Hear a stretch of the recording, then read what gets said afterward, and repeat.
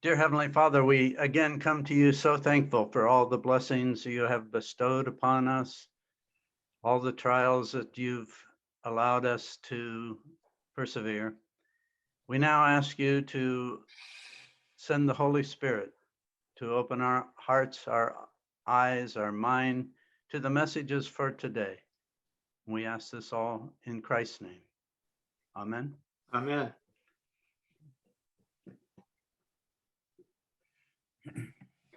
So you want me to bring my screen up, right? Yes.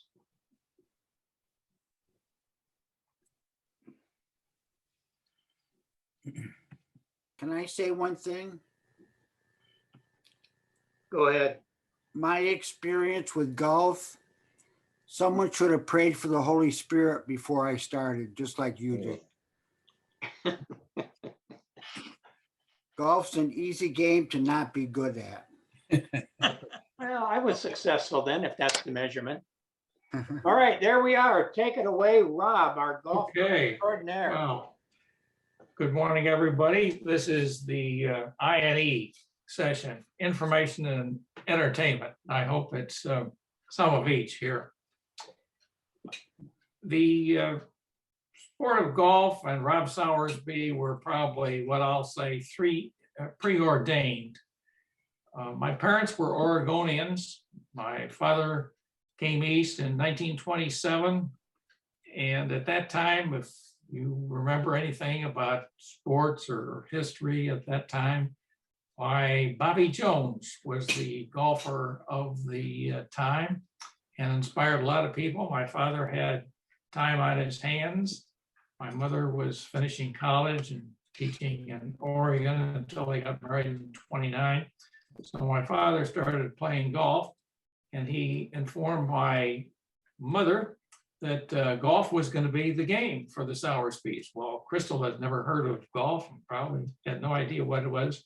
But my father sent her letters and a diagram. And this girl was, the way she told me the story, she was holding maybe a broom in her hand, like it was a golf handle, and just how you swing the golf club back and forth to try to hit the ball.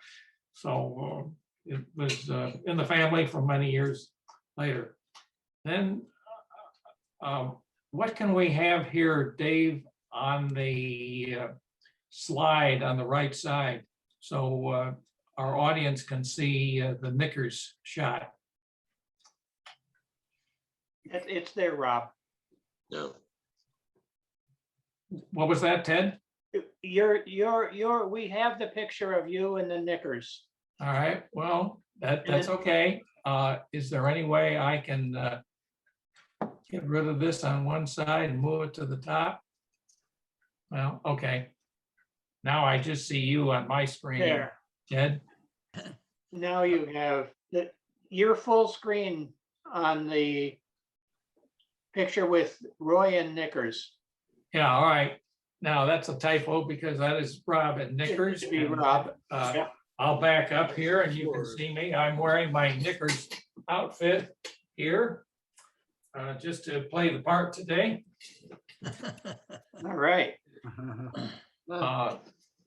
Let's go to the next picture here, Dave. And that is a picture of me, I think. There you go. And I'm going to guess about age 4 with a golf club. Things have changed here. There you go. Probably in Schenectady, New York with a golf club. Obviously, I was looking more at the camera than the golf ball. The thing that hits me between the eyes is look at the way my socks were. They just looked like a 4-year-old boy threw the socks on. But it's interesting, but golf is. Okay, the next picture, please, Dave. All right, here's a picture from April the 4th, 1956. Now, how in the world can you remember 64 years ago or 66 years ago, something like that? Well, that's a picture of Rob, need to say on the right, playing with my wife Mary, who was a high school senior. She was on vacation down in Mississippi. Parents had given her a set of golf clubs. She didn't know golf from anything else, but I volunteered to teach her how to play golf. So it's interesting that Mary is looking at the camera and Rob's looking at the golf ball. Again, no comment on the attire, but it's worth a few laughs one way or another. The next picture, what's our subject, Dave? I began to caddy back in 1948. And the nice thing about this golf course, which was really within walking distance from where I lived in suburban Chicago, why they would let the caddies play on Monday morning. So my brother, younger brother, and I went to the golf course and played golf, picked up golf. Since I was the older brother, I got to use the 6-iron and my brother used the 5-iron. And I'm sorry to admit that I do remember my score that first time I played, and it was 92 on the front 9 and 72 on the back 9. So if I can add that up, that's a mere 164. My, things have changed. Hopefully I'm never going to get back to that. The one change that I have that really made a big influence on my life and the way of golf tournaments was in 1949, my father invited us to go to the US Open, which was being played there in suburban Chicago. Now, this was in 49. There wasn't any television at that time. You didn't have any ropes. It wasn't a big deal. You didn't have thousands of people yelling "Who the man" or mashed potatoes like you do today. So as a result, it was just really a fun experience for me. I certainly enjoyed it and really was hooked on going to tournament golf. Later on, around that time, there were some tournaments there in Chicago. I remember going to a couple of tournaments at a course. Saw Jimmy Demerit dub a second shot on a hole, just plain old dubbed it. He topped it, and he came up laughing and played on. Another person I saw at that same course later on, not the same time, was a young lady by the name of Babe Didrikson Zaharias. You may remember her name, rather famous athlete from, I believe, the 1936 Olympics. Anyway, Babe Zaharias took up golf and she could hit it. I just remember on a par 5 hole, it was normally a 3-shotter and Babe Zaharias hit the green in the second shot. She just was that strong. Then I kind of went on to watch some tournaments, maybe back in the 60s and 70s and 80s. I think there's some pictures on the screen, Dave, of a tournament that I watched here in Naples, Marco Island, Florida, south of Naples, where there were a couple of celebrities on the Pro-Am. That's kind of what draws some people out to see who is there. The top picture is keep moving on, Dave. This is the picture of Joe Garagiola on the top. If I'm not mistaken, I think he was a major league catcher. And then I think went on to a successful career as an announcer on radio. And then the bottom picture is a picture of the Squire, Gene Sarazen. Some of you who may have followed golf, no reason why you might have, but Gene Sarazen was famous for winning, I think, the second Masters in 1934 and made the famous shot on the 15th hole there at Augusta by sinking his second shot for an eagle 2 on a par 5, or double eagle, albatross they call it, but very famous. So that really was exciting. I certainly, remember reading about that. Then I think my next picture, Dave, should be pictures. Well, okay, here's one that you probably can't all read, but this is a shot of 10 shots that a golfer had in the early 80s at a course in suburban Chicago. It just was an amazing thing. Just everything came together. And 4 holes that he played, picking up some people who were already on the course. I guess he had a double eagle, 2 eagles, and a hole in one, just 11 under or 10 under par and 4 holes. Just kind of funny. But things like that do happen. Miracles do happen. Next picture, Dave. These should be things that I maybe take to the golf course. Is that what you have, Dave? Yep. Okay. There are certain things that I just took as standard when I went to a golf course. Now, some of these are modern and some of these are, things that I always have. First would be binoculars. Golf courses are played on a large area. It's not like you have a baseball stadium or football stadium or hockey rink, basketball court or so forth. So binoculars, if you're here and there are golfers over there, who's in that foursome or what's going on there, you just are a leaderboard that you can follow. So that is always fascinating to see. The other thing, maybe back on the door, is an umbrella kind of seat. And that I picked up by going to golf tournaments. I saw some other spectators there who would have that, and they kind of leaned into it.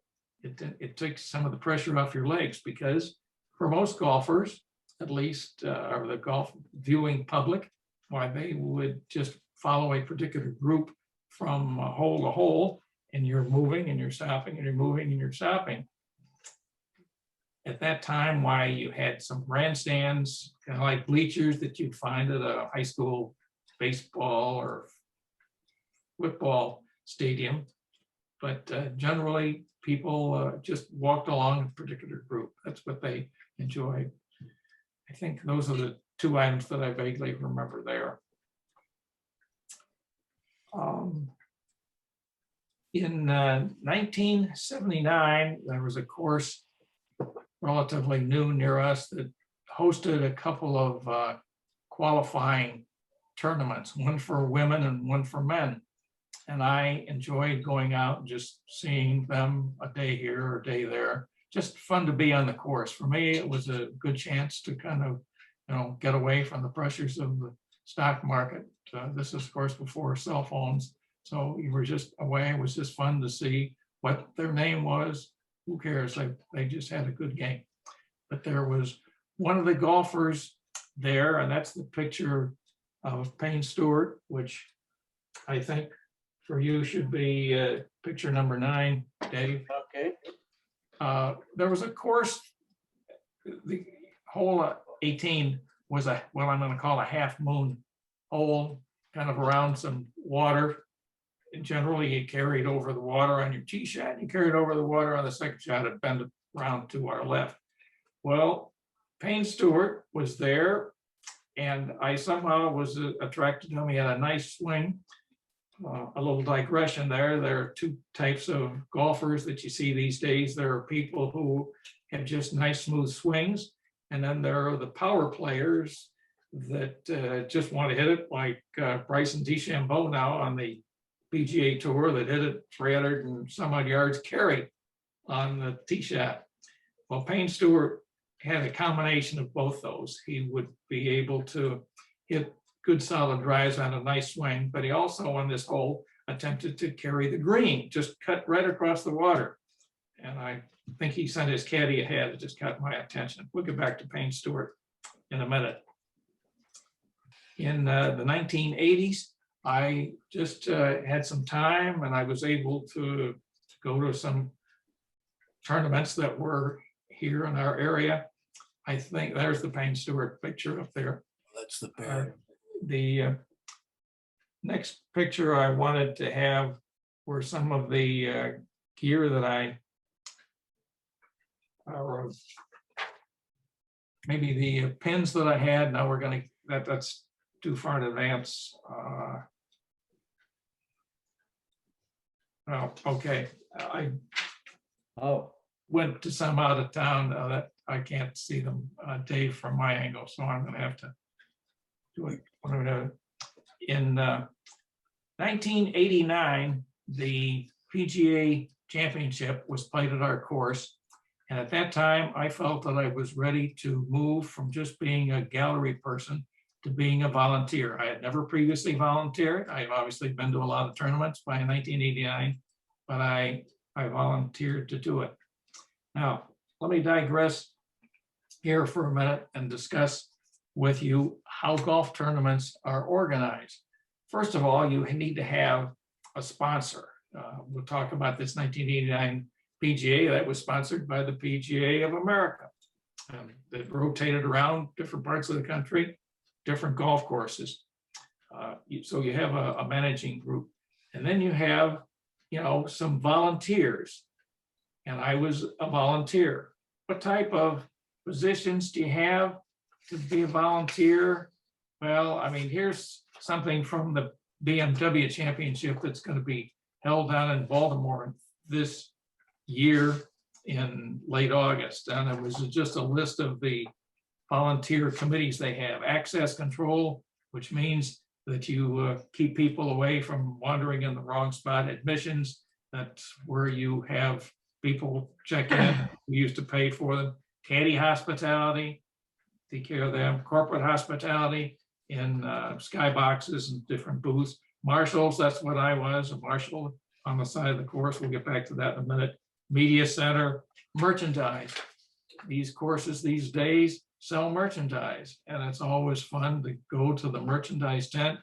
You buy things at retail prices, not discounted prices, but it's kind of a status symbol that you can say, oh, gee, I was at such a tournament to have that course. And it's fun. There are a lot of things that you have cluttering around your house. Office staffing, player hospitality is one. The practice areas, and of course that I work, why you had different signs for the tournament players. So if somebody was watching, well, who is this person? Because they don't have a name tag on their back of their uniforms like you do in, let's say, basketball these days. So you have a little sign that says it's such and such a player. That's what they did. Pro-Am. These tournaments these days had a Pro-Am. Usually if it was a 4-day tournament, Wednesday was Pro-Am days, meaning you had one pro and 3 or 4 amateurs. And maybe to play as an amateur in one of those outings was a big, big deal. Also, it was big, some money changed hands. Now, maybe you were a corporate executive and you could tap the entertainment budget to be a participant in the Pro-Am, but it was lots of fun. You were playing in the ropes with a pro, and I heard all sorts of stories about how the pros treated the amateur partners. Some of them were very helpful and helped the golfer read a putt or with their swing or something like that. Some others were just in themselves laying out the green, trying to figure their strategy for the next tournament. Programs and pairings, we had pairing sheets that we had. Walk into the tournament and there was a pairing sheet, so you knew that such a player was at the 9:10 tee time or the 7:30 tee time, or was on the 10th tee or the first tee, things like that. Shot length, encore shuttles. At a tournament that I worked, had shuttles between the first tee and the practice range. The practice range isn't right by the first tee. It's 500 yards away. You had to move it. Standard bearers. That's the person that walked along with a sign that said maybe there were 3 players. What player 1, 2, and 3 were under par, over par, red and black. What else do we have? Player transportation. You had some people worked in transportation that would drive down to O'Hare Airport, pick up the player and drive them back to the local hotel. Volunteer headquarters, that's when I worked several times on the passing out the uniforms to the other volunteers. Volunteer party, you usually had a volunteer party and you had worked on that. Walking score is a person that walks with a particular group and keeps a score. It's not technically the official score, but it's a score that I guess you pass on to some type of a control thing. By the way, lots of volunteers would come in on the screen there, you kind of see the application that I had for a tournament back in 2000 of Saddle Bank Open. The Saddle Bank was the sponsor, and that was the form that you kind of filled out. Now, golfers are just, they're human people, you know, they have kind of like, what's in it for me? I'm giving my time, what am I getting back? And so if you read kind of the small print, maybe it's not too visible for you there, but it basically says, hey, if you work, you know, 3 days, well, you're going to get a free round of golf. Hey, that catches anybody's attention. The word is free and the word is golf at this course that you just spent some time on. So that was an incentive. And then you mark down how many days. Sometimes you were able to have a shift, just a morning or an afternoon, because you know the first tee times usually on these tournaments were maybe from 7:30 till 2:10, 2:15 in the afternoon. A wave in the morning to go off the first and 10th tees, a wave in the afternoon starting at noon to go off the first and 10th tees. Then you have a cut usually after Friday. So the other thing about tournaments is that people have to pay generally. I worked only one tournament where there wasn't any volunteer fee. And I always got a big kick out of telling people, well, I just volunteered for such and such a golf tournament and I paid my fee. And they say, what? That doesn't make sense. You sure they got that right? You're a volunteer and you have to pay to be a volunteer? Well, I kind of got the feeling that no pay is no responsibility. Meaning if you put some money down, and what would the volunteer fee be? It depends on the tournament. I think $150 today is probably a little light, because you're talking about giving the volunteer a cap or visor, you're talking about a shirt, you're talking about food, you're talking about maybe a parking pass, which can be a plus, especially the way you have to, you know, park distances away for golf tournaments these days. And also, if you volunteer enough, well, you get to play the course or maybe some type of a benefit there. But it's a lot of fun. So this first tournament I worked here in 1989 was the PGA, and I was a marshal. Now, let's go to the next picture of a golf hole, if you can find that for me, Dave. Picture of a golf hole? Yeah, let's figure out on my cover sheet here.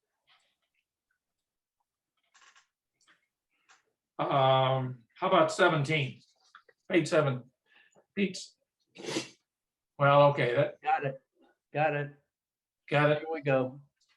All right. On the I can't see it easily. On the left side, is that the picture? There you go. Okay. This is what I'll call a typical golf hole.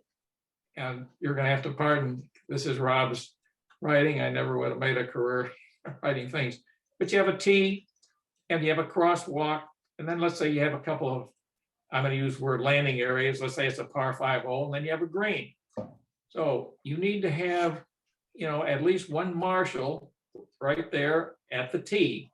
And if you ever watch anything on TV, you're going to find a marshal there with a couple of paddles that are maybe 18 inches long, and he's got his hands above his head. And as the golfer, you know, hits the ball, he'll, you know, move one way or another just to give the people in the landing area about where they're coming. Occasionally, now you see some golfers, if it went away from the fairway, left or right, one way or another. Then crosswalks. Now, remember, golf holes, you know, are straight and they're long, or, you know, 300, 400, 500, almost 600 yards these days. And sometimes people want to get from one side to another, maybe because there's water on one side, they have to move to the left side. So that's why a crosswalk. And usually, generally, if you have your druthers, you don't want to have a crosswalk in the middle of the fairway. That's where the golfer needs to be. So I just, on my example here, put the crosswalk in the rough, just in front of the tee. And you've got landing areas, and you have marshals that are on either side in case the ball goes off the fairway. They have the rough that is kind of long these days.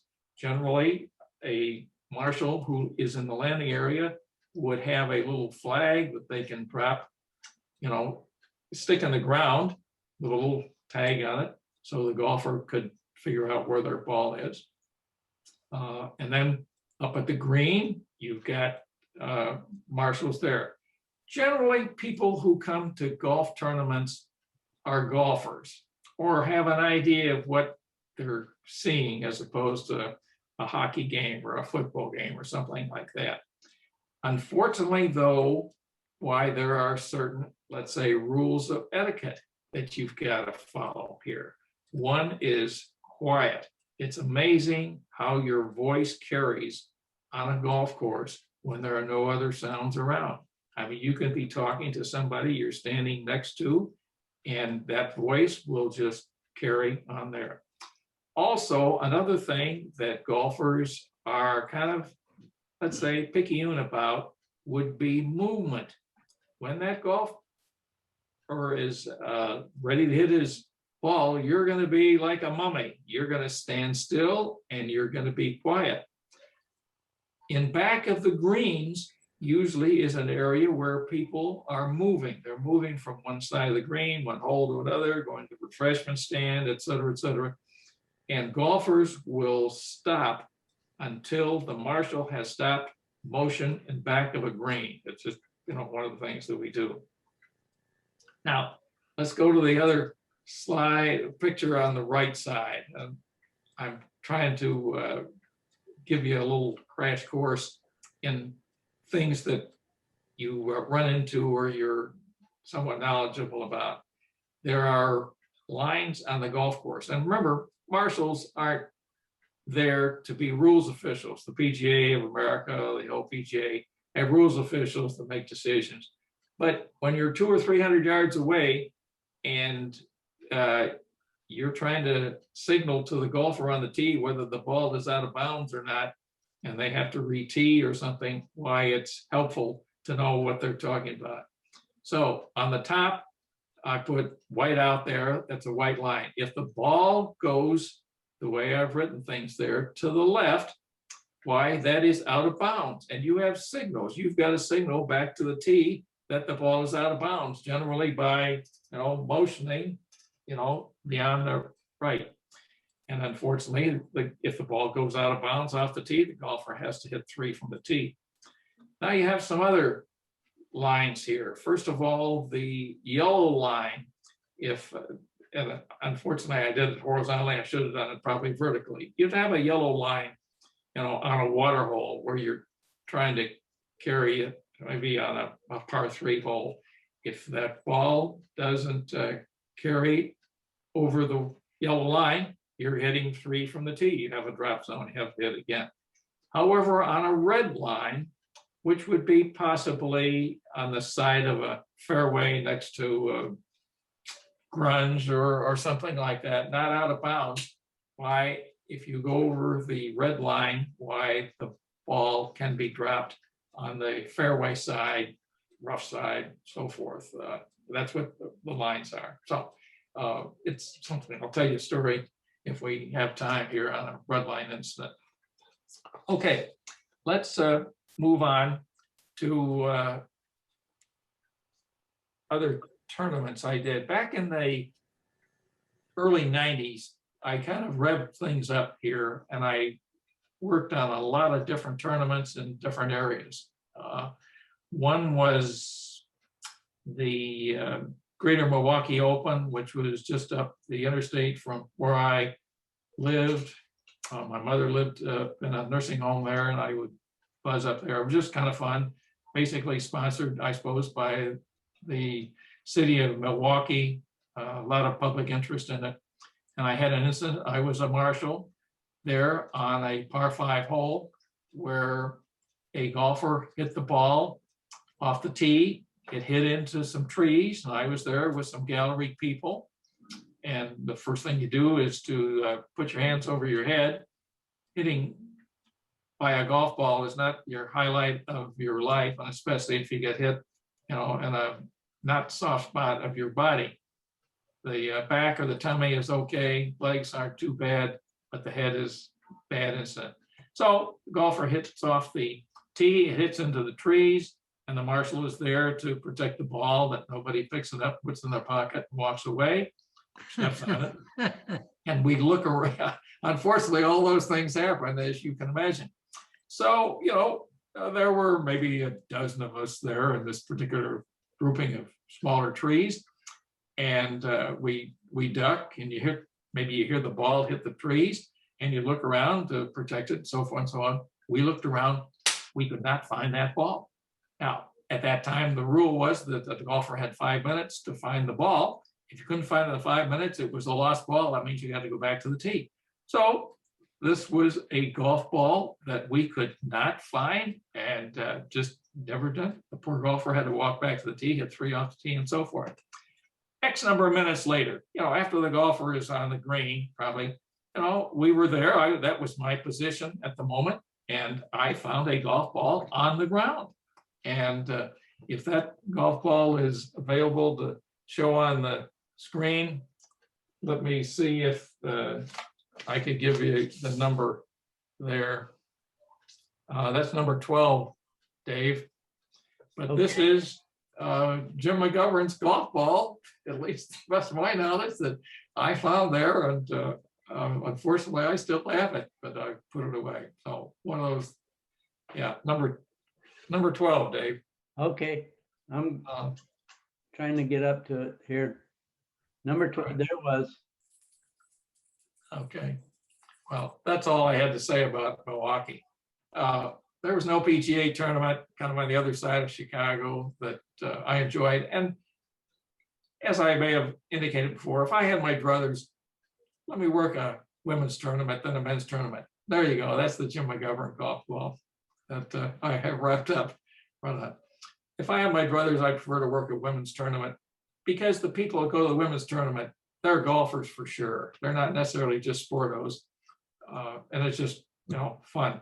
So there's a women's tournament, and it's having some trouble. And I kind of went to a meeting of volunteers, and I got what I'll call a battlefield commission. So I was able to go to the committee and get involved in the scoring. And so I ended up with a little mug as a committee chair. We were in a trailer recording some of the scores that we had for the scores that went out to the scoreboards. That was one tournament there. The women's amateur came to this golf course outside Chicago in 1992, and I marshaled there. I was able to watch the final match between a couple of players at that time who were the top women's amateur. One was a younger lady by the name of Vicky Getz, who didn't hit the ball that far, but she kept it in play, and she would use 7 woods, 9 woods, whatever it happened to be. The other was a lady that I'll talk about here maybe in a minute, called Annika Swordstand, that you may have heard of.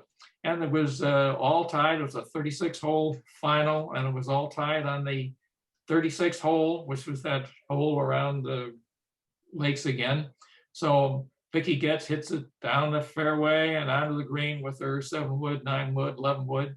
Annika Sorenstam gets a longer tee shot and unfortunately dunks about a 5-iron, 6-iron into the water, loses the thing. A sidelight about Vicky Getz. Her father, now this is a girl probably 21, 20, 22 years old. Her father was there as a galleryite, but because maybe she got nervous, his presence made her nervous. Why, he would be in the woods as we walked along, 50, 60, 70 yards away. See him, that's father, one minute. Let's see, other tournaments. My oldest daughter lives in Phoenix, and we would go visit her. I come to Philadelphia too. And a senior tournament was there, and I went in 1994, and I spent, let's say $10 or $15 admission and enjoyed walking around in a day. We came back in 1996 and I wanted to do the same, and maybe I was going to get my ticket, and I sent in the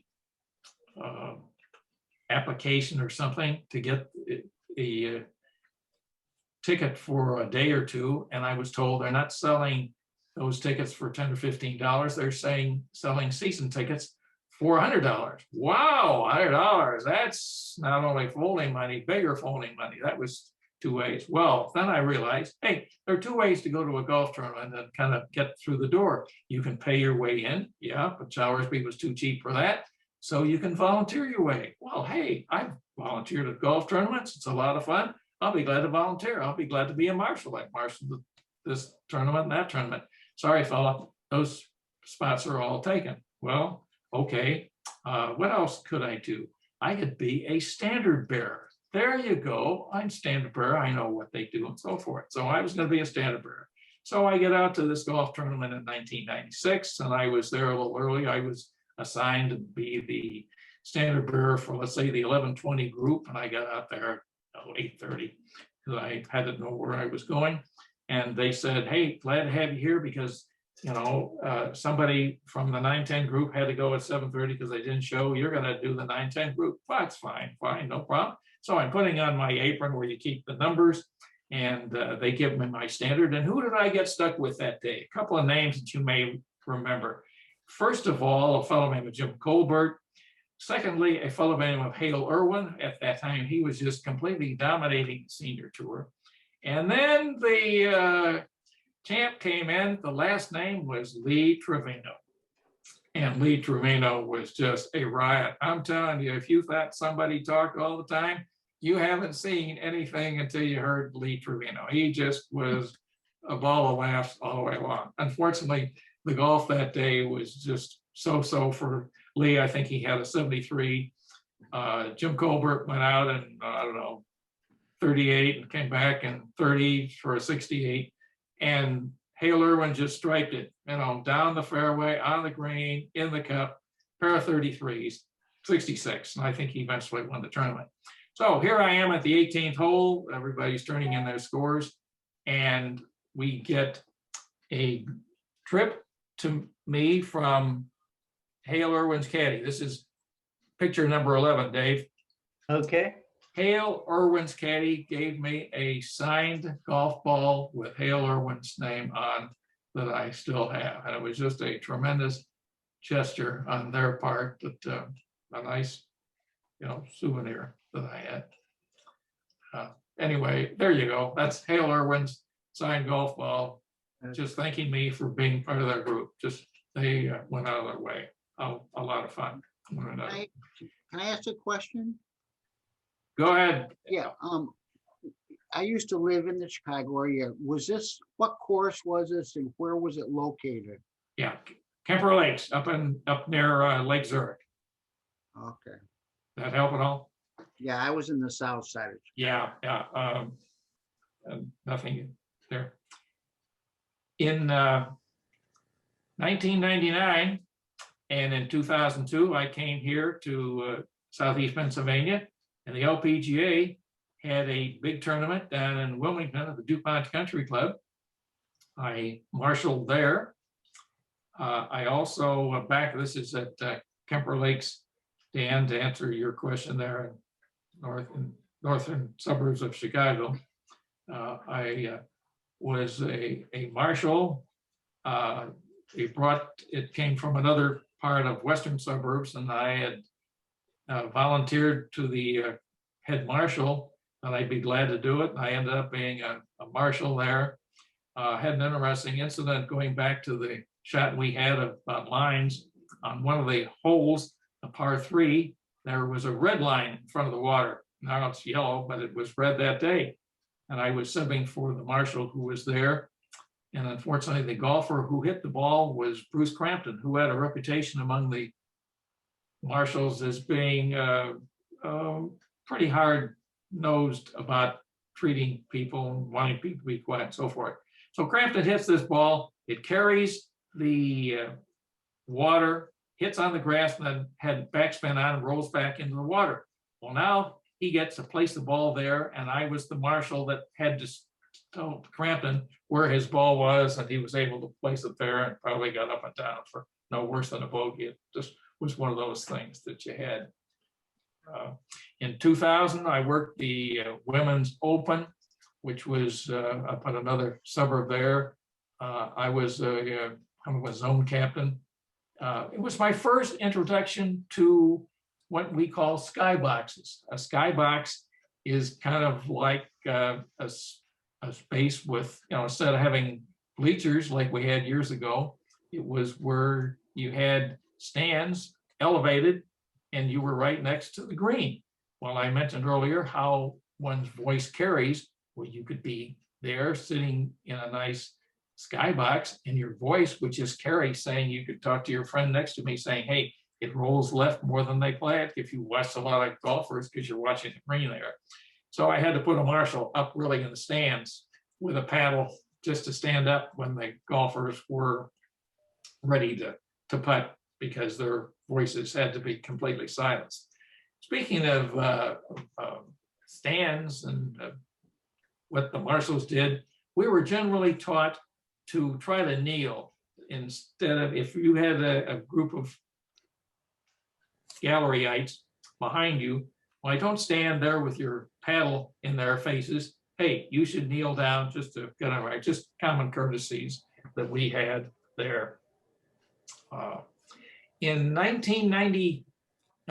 2001, the US Open came to this course and had what they called the Women's Amateur Public Links.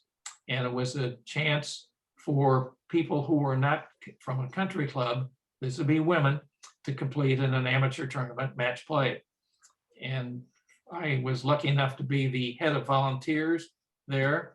We really didn't have to do too much in the way of marshaling on the course, but because most of the players were, I'm going to say, college girls or even younger, why they couldn't fly into O'Hare and go to Hertz or Avis and rent a car. So we had to provide shuttle service, which we did. We had some 8-10 passenger vans, picked them up and drove them to the motel, and we chauffeured them from the motel up to the golf course and back. That was a good experience there. Then in 2002, I became the head marshal for a tournament called the LaSalle Bank Open. And let's see if we had something there on the pictures. Well, how about 20? Picture number 20, Dave, LBL zones. Now, generally, when I've worked other tournaments, why you had a hole captain.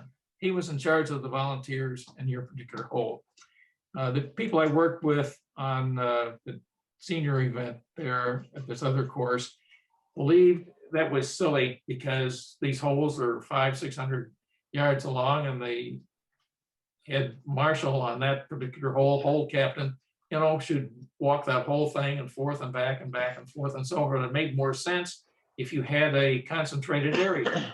So we kind of divided things up there. Yeah, there you go on the map.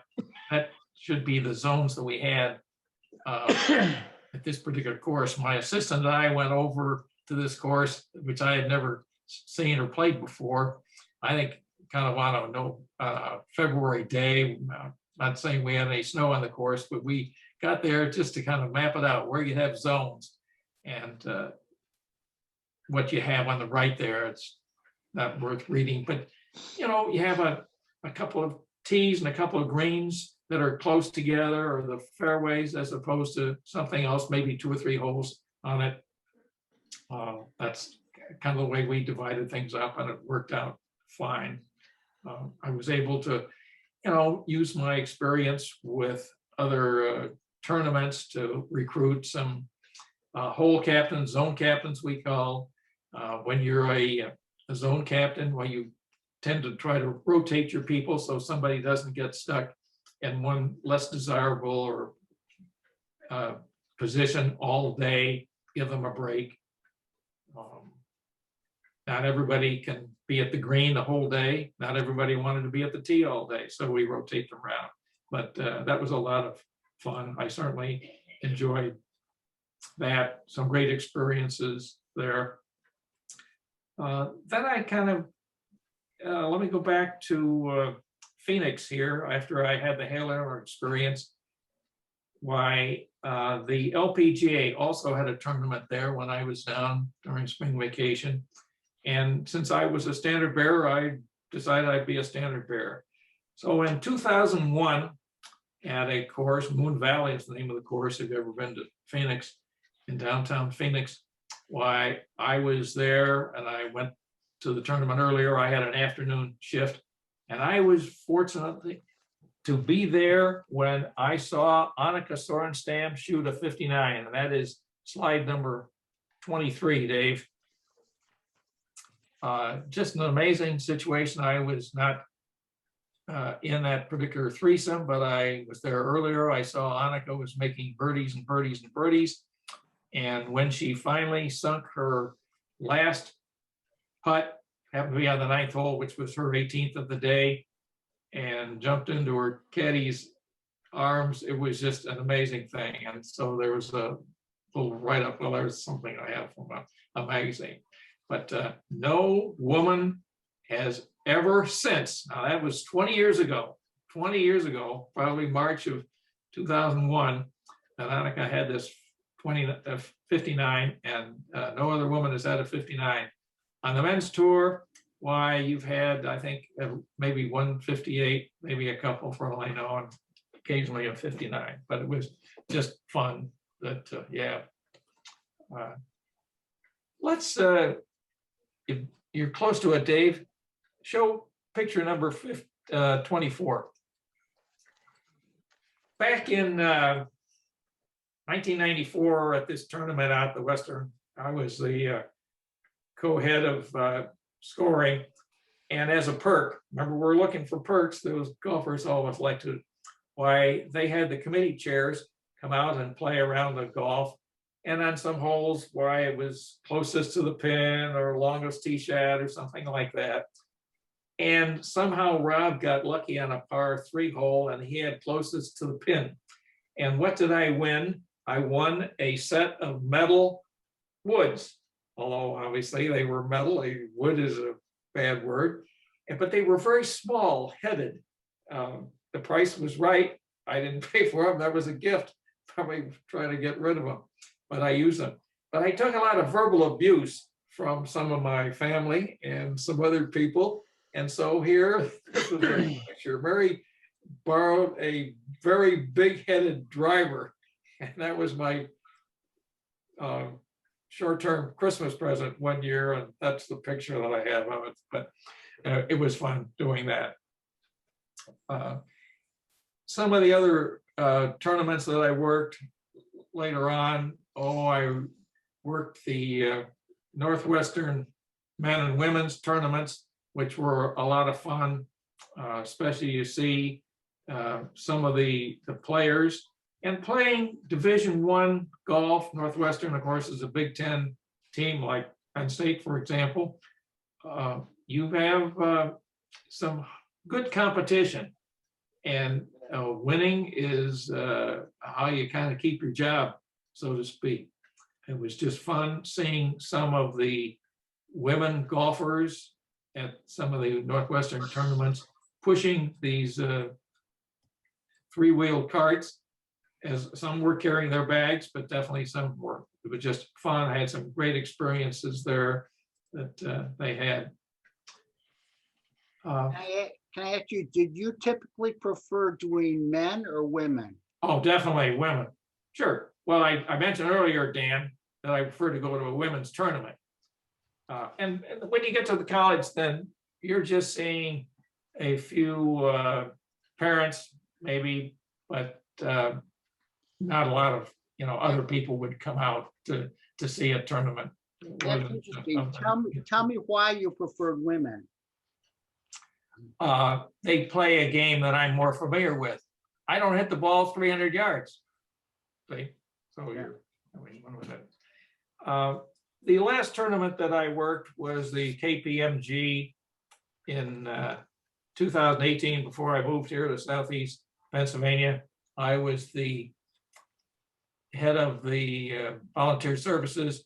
I kind of got into that back in the 2010, 2015 range, where you're passing out the shirts.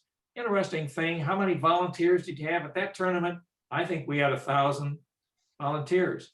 Now, normally, when I had that picture of the volunteer application up there, why you could circle, I'm size medium, large, extra large, men's, women's, I want a hat, and so forth. In that particular tournament, everybody had a number, and you had filled it out, and you sent it in, probably with your fee, and it was in a box. And so you came in and you said, my number is, 754. And we would give them the box, and they would, look at it, so forth. And if they figured out that the size they ordered was maybe not what they anticipated, they were too thin, too tight, so forth, too big, why we would make some adjustments. It was interesting that some of the women volunteers would be happier having, let's say, a men's, medium instead of a woman's large or something close to that. But that's what we accommodated. But I would just say, in summary, to wrap things up, I had an awful lot of fun volunteering at tournaments. Like anything else in life, you get out of it what you put in. But I certainly got a lot out of it. I have my share of perks here that I've gotten here. Here's one thing that I think it was in a picture. This was from the PGA in 1999, and this inside is I'll open it. This is a poncho, a plastic poncho that is all wrapped up. I'm never gonna do that, but it was just one thing that you can put it on your belt, and if you all of a sudden have rain, why, you could unhook this and put it on and not get drenched like you might have otherwise. It was just fun. Hold it up a little bit. We couldn't see it. All right. Is that any better? Oh, yeah. Yeah.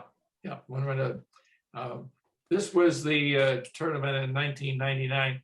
At the PGA in 2006, I went back to where I'd worked in 99 with my binoculars, and I was watching a golfer hit his second shot on a par 5 hole, and I had the binoculars, and it was fantastic. I'll never forget it. But he hit the ball toward the green. This was from, let's say, 250 yards out. And I saw people in the stands and the bleachers all of a sudden rise as the ball came up, maybe over a sand trap, onto the green and started rolling toward the cup. And everybody was watching to see whether it went in the cup. And it did go in the cup for what they call an albatross, a double eagle. Fantastic. I saw it with my own eyes. Just fun to see. Just fun. Wow. Well, all right. It's 5 or 6 out. I've talked enough. If you had any questions or any thoughts you wanted to shotgun me with, why, go ahead. I'm fair game. What's the best round of golf you experienced? All right. You're talking about Rob's golf. Rob wasn't here to say anything about anything other than my 164. But I did have, I think, from what I can remember, 76 one time, back probably when I was certainly in my 20s. While you're there, and I'll digress, I have had a hole-in-one that fell on the 4 here. And up until last year, up until last year, I never had a 2 on a par 4, meaning you sunk something from, I don't know, 150, 160 or something like that yards. I did over here at Glen Mills with 2 grandsons, so it was exciting. And I have had a couple eagles, but probably the most exciting career shot that I ever had, I had an eagle on a par 5 where I sunk 175-yard 3-wood as my 3rd shot. And it was in the fall where you had leaves. It was in November where you had the sun low in the sky, and it was headed toward the sun. So it was kind of a blind shot. The ball went up I knew I had hit it very well, but where it ended up, who do you know? We looked in the sand trap, we looked under leaves. Finally, my wife said, look in the cup. Bingo, there. So I've had a lot of fun playing golf. Rob, what Oh, I know. Did we have, there's one picture that I wanted to talk about, digress on. Picture number 8, Dave, if you can come up with that.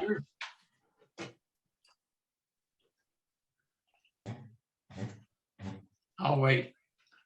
Not too long. Picture number 8 should be a golf ball. I'm gonna get it. All right. There it is. There you go. Okay, now I'm not sure how much you can read underneath the word Burke or York or whatever it is there. Floater, You can read that, Ted? yes, And it says floater. floater. All right. Did you know that golf balls float? That's what I need. All right. Okay. I was playing golf here with the 2 grandsons, oh, wow, 6-7 years ago, and they were dunking them into the water.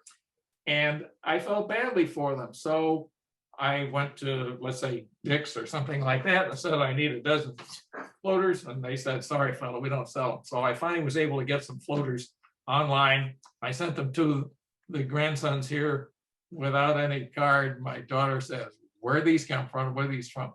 But seriously, there are floater golf balls. I had a dozen for the grandsons and a dozen for Rob. And I went through the dozen. But seriously, there are golf balls that float. And this course that I played in Illinois had lakes in the name. So I had to have a ball retriever. Matter of fact, that's what this fellow is. This is a golf ball retriever that extends out. Unfortunately, though, why the wind can blow a golf ball maybe away and you can't reach it. But on the other side of the coin, maybe it'll bounce and maybe you can catch it on the other side of the pond. So floater golf balls, yes, it's fun to have. How much does the distance be affected by? Yeah, a I don't floater think, golf? Ted, for Rob anyway, for me, no change. No change. Okay. That's for me. Yeah. But pros can probably, they measure everything. You see things on TV. They can say what the velocity was, what the height, what the spin was. Yeah, fun. Hey, Rob, I've got a Hey. question. Yep, The Masters starts pretty soon. that's right. Starts on Thursday. How many volunteers would be there and what would they pay to be a volunteer at the Masters? I'm going to cuff it. Just here, of course, the Masters has different things. Maybe you've read stories, but they have very, very low refreshment prices there, and they make a big deal out of it. So it's something.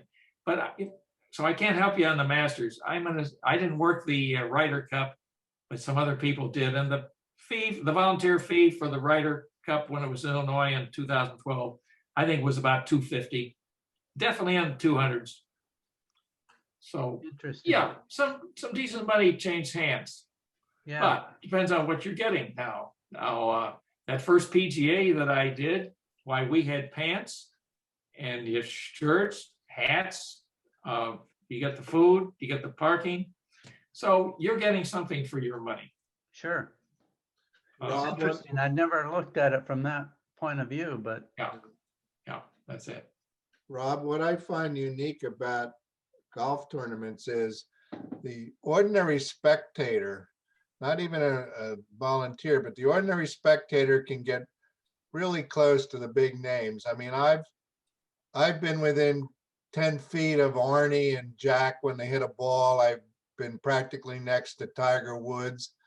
I even held the door of the press tent open for Annika one time.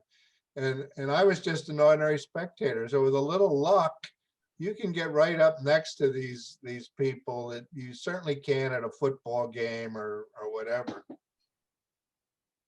Yeah, valid point that you certainly can. It's fun. And they realize that they're in the entertainment business, that you treat your fans well. Sure. Well, go ahead, Craig.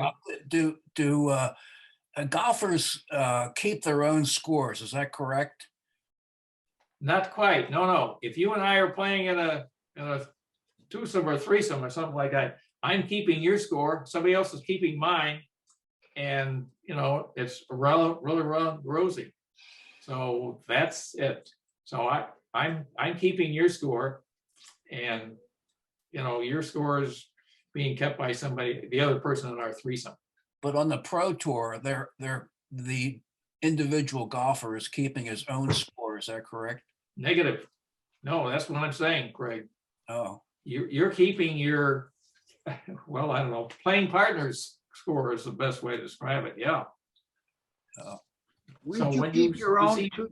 Wouldn't you keep your own too, just to keep things on the up and up, make sure you're right? I think so. Yeah, that's true. And yet they have a walking score.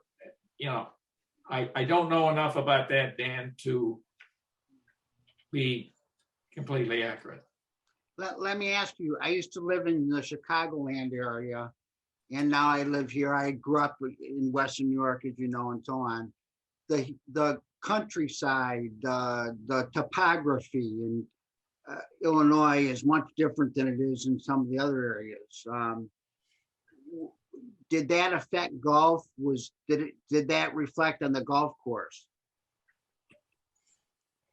I suppose, sure. I'm thinking of a course near where I lived that I played in something else.